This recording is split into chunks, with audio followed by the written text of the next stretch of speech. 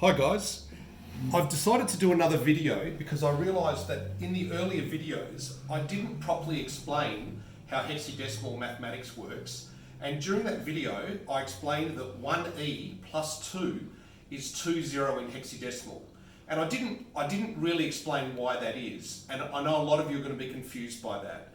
So I want to take the time to explain that properly, and it all goes back to how computers work and the very fundamentals of transistors.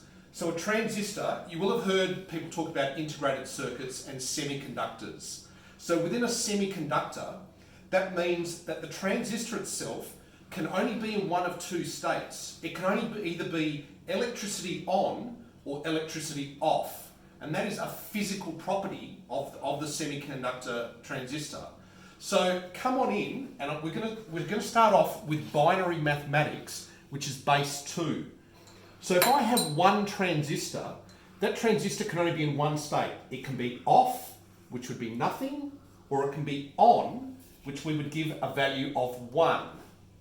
Now, the computer needs a way to be able to count to a number higher than 1. So the way they do that is they make the next transistor have an index value of 2, the one after that an index value of 4, the one after that have an index value of 8. But remember, each transistor can only ever be off or on. So if I want to represent the number 1, it's off, off, off, on. If I want to represent the number 2, it would be off, off, on 2, because remember that one is worth 2. If I want to represent the number 3, it's off, off, on, because 2 plus 1 is 3.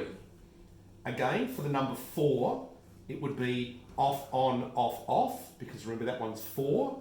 Then you would have 5, 6, 7, 8, 9, 10, 11, 12, 13, 14, 15. So when they're on, the number you're representing in decimal is 15. And because you've filled your 4 transistors, there's no number higher than that you can represent. So in the early days of computing, in about the 1960s, the computer scientists needed to monitor what values they were getting in their transistors. So for every set of 4, they had a choice. They could either look at them on the screen and see, in this case, 1111, or they could convert it to decimal. If they converted it to decimal, we've already seen that in decimal, 1111 is 15. And remember, this one here, the first unit is the units, and this one here has an index value of 10. So whereas we're going double, double, double, or in other words, times 2, times 2, times 2, here we're going, this is the ones, this is the tens, this is the hundreds, and this is the thousands, right? So what's that showing is 4 transistors required 2 characters to demonstrate. Now, that's not bad. You've halved the number of characters on the screen to show that. But what the computer scientists wanted to do was to show it in the minimum amount of data that they could. So what they realized then was if they did things in base 16 instead of base 10, they could show 15 as 1 character, okay, as an F. So in that case, this one is 16 times as high.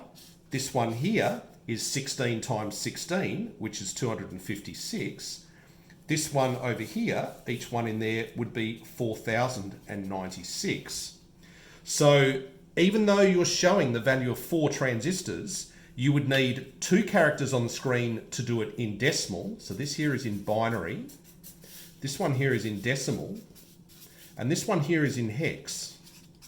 So because you've gone to hex, you're now able to show the value of 4 registers in 1 character. So let's have a look at that.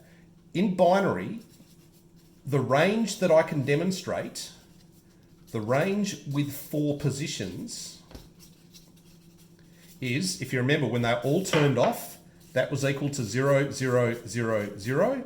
When they were all turned on, that was 1, 1, 1, 1, which we know has the value of 15, but we started from 0, so that means there's actually 16 different positions I can show with 4 positions in binary. If I go to decimal, the range with 4 positions is, if they were all 0, I would have 0, 0, 0, 0. And if they were all the highest number, that would be 9999,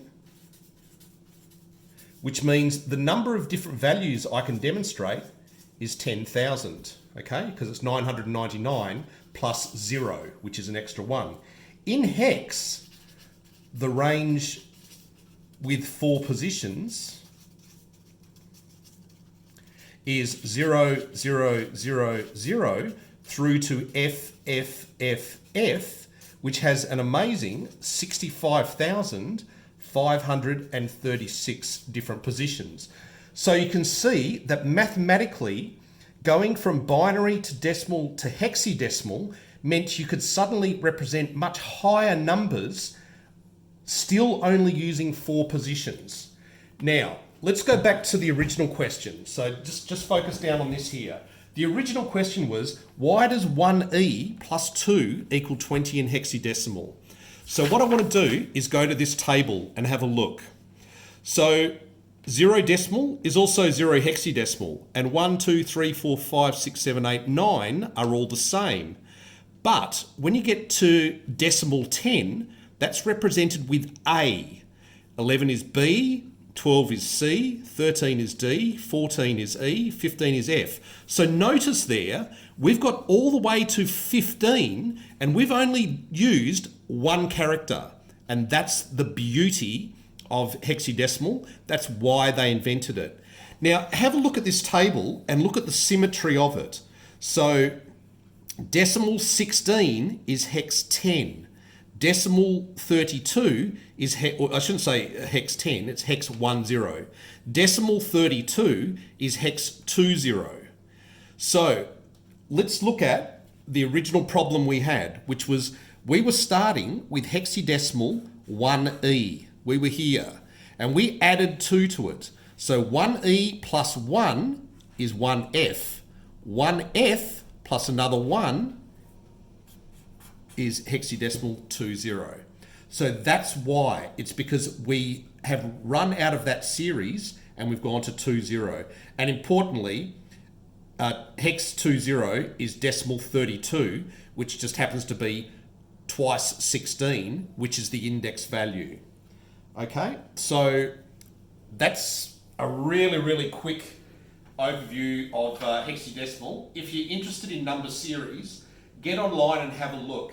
It probably sounds quite complicated to you at this point, but I want to point something out to you.